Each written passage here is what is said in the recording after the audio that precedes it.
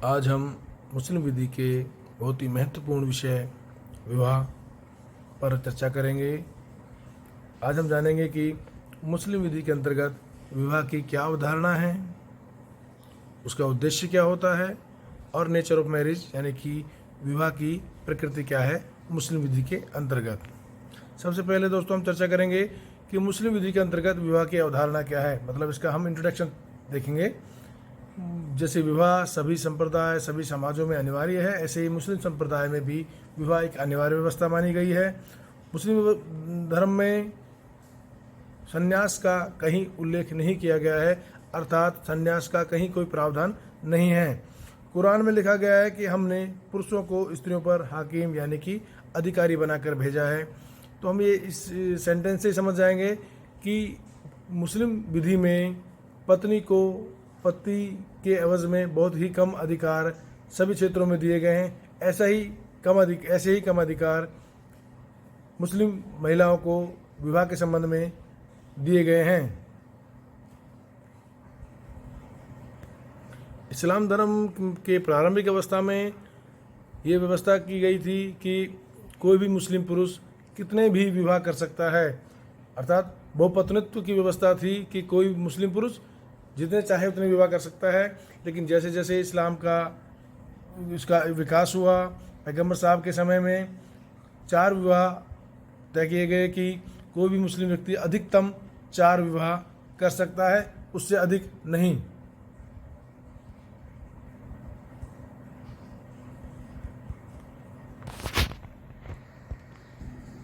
अब हम मुस्लिम विधि के अंतर्गत जो विवाह है उसकी परिभाषा के बारे में जानकारी लेंगे। हिदायत के अनुसार विवाह एक विधिक प्रक्रिया है जिसके द्वारा स्त्री और पुरुष के बीच समागम और बच्चों की उत्पत्ति तथा औशीकरण पूर्णतः वैध और मान्य होता है। हम इसका अर्थ बताएंगे कि हिदायत जी ने कही है कि जो विवाह व्यवस्था है मुस्लिम विधि में वो किस लिए की जाती है कि स्त्री पुरुष के बीच में जो सेक्सुअल रिलेशन है वो लीगलाइज हो सके, बच्चे जो संतान की उत्पत्ति है वो लीगलाइज हो सके और उस विवाह से उत्पन्न होने वाले संतान को वैध मान लिया जाए।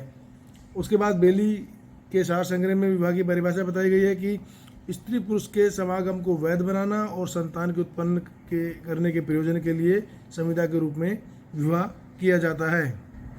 अगर हम सामान्य भाषा में इस परिभाषा का कंक्लूजन निकालें तो ये होगा कि मुस्लिम विधि में विवाह को एक स्त्री पुरुष के बीच में लीगल सेक्सुअल रिलेशन करने और संतान उत्पत्ति करने का एक उद्देश्य माना गया है। इस प्रयोजन के लिए विवाह संपन्न किया जा। इसके बाद है कि मुस्लिम विधि में विवाह के क्या उद्देश्य बताए गए हैं। पैगंबर साहब ने कहा है कि पुरुष स्त्रियों से विवाह उनकी धर्मनिष्ठा, संपत्ति या उनके सौंदर्य के लिए करते हैं, परंतु उन्हें विवाह केवल धर्मनिष्ठा के लिए करना चाहिए। हिदायत के अनुसार विवाह के उद्देश्य हैं समागम, संगति और समान इच्छा। इसके अतिरिक्त कुछ और भी उद्देश्य बताए गए हैं।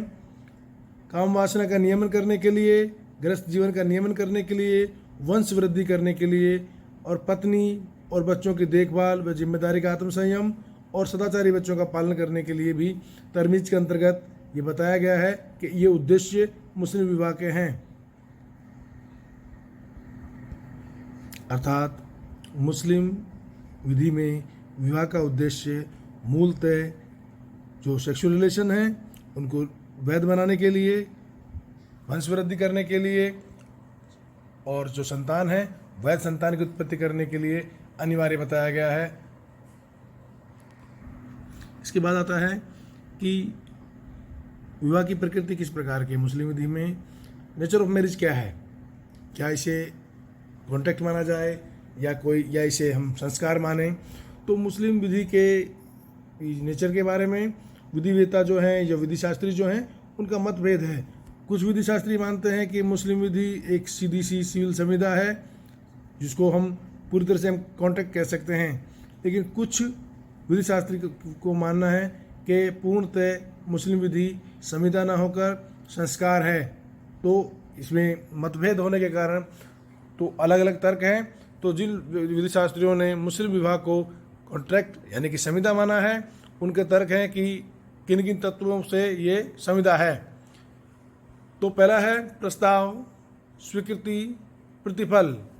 जैसे एक हम कॉन्ट्रैक्ट एक्ट में हमने पढ़ा है कि दो व्यक्तियों के मध्य अगर कोई कॉन्ट्रैक्ट होता है तो उसके लिए सबसे अनिवार्य जो एलिमेंट्स हैं, सबसे अनिवार्य तत्व जो हैं वो है प्रस्ताव, उसके बाद स्वीकृति और प्रतिफल।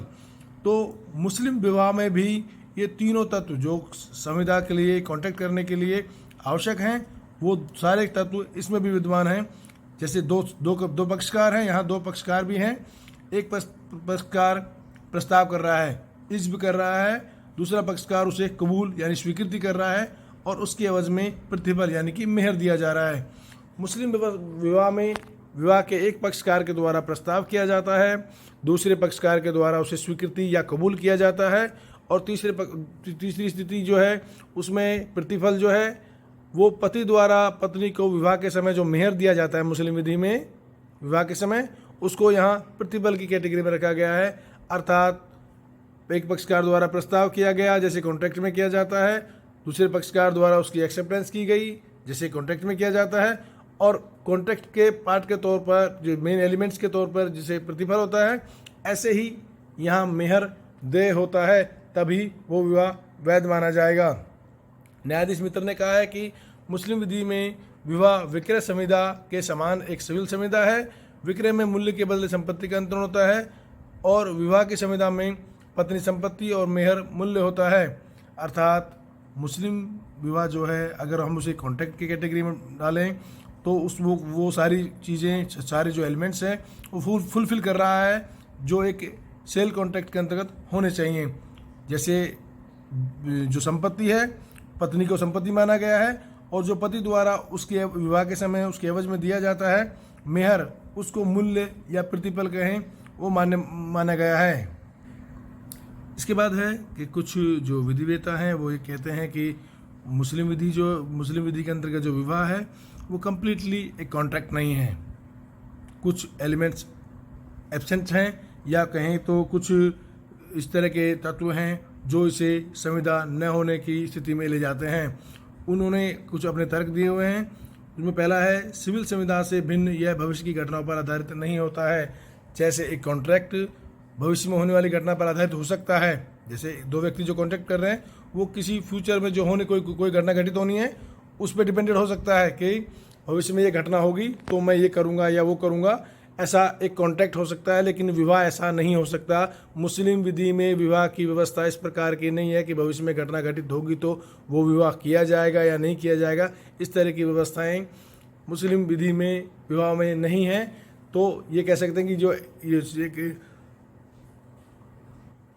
एलिमेंट है संविदा का वो यहाँ एब्सेंट है, यहाँ वो तत्व विद्यमान नहीं है। नेक्स्ट है यह सीमित समयावधि के लिए नहीं किया जा सकता।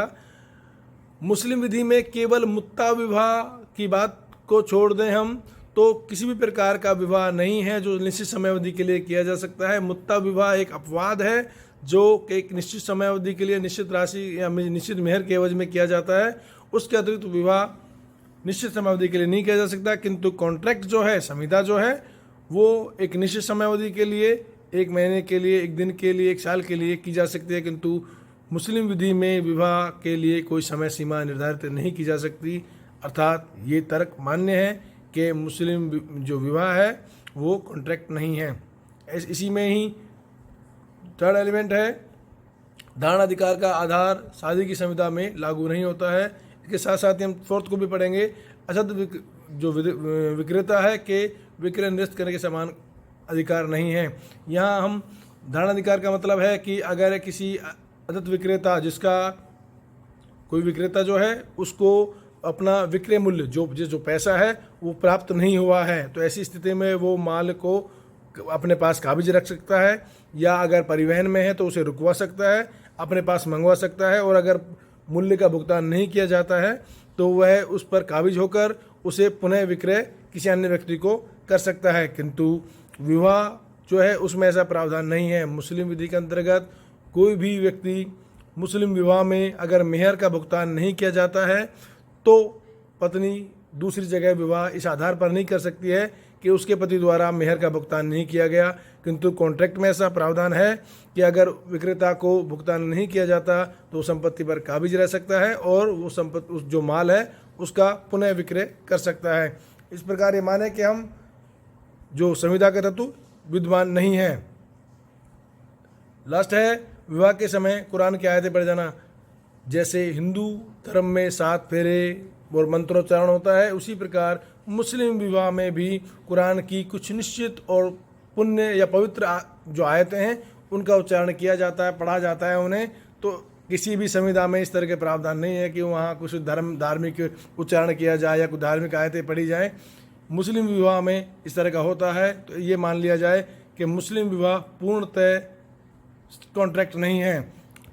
अंत में निष्कर्ष के तौर पर हम ये मानेंगे कि मुस्लिम विवाह न तो पूर्णतः सिविल संविदा है और न ही धार्मिक संस्कार, अपितु दोनों का अपमिश्रण है, क्योंकि इसमें वो सभी तत्व विद्यमान हैं जो एक कॉन्ट्रैक्ट में हो सकते हैं, लेकिन कुछ तत्व इस प्रकार के भी हैं जो इसे कॉन्ट्रैक्ट न होने या धार्मिक संस्कार होने का प्रमाण देते हैं।